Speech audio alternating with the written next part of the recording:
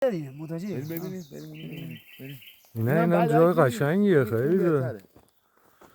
این اگه ماشین میومد توش عالی میشه. مثلا اونجا هم لبه بود خب. اتفاقا واسه آرامش این خوبه.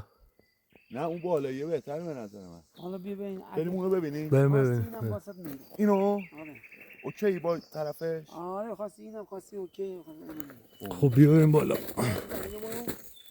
دیگه کاملا بیا پشت گرزه.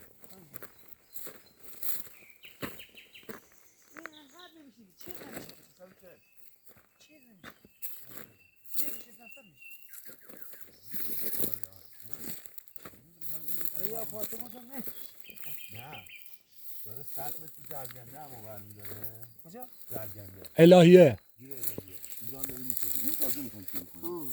یکی فروشنده است از مالکا. این داره اونو برمیداره باقیش هم میخواد پول بده. اینجوریه. اینو جدا برمیداری اونم جدا برمیداری.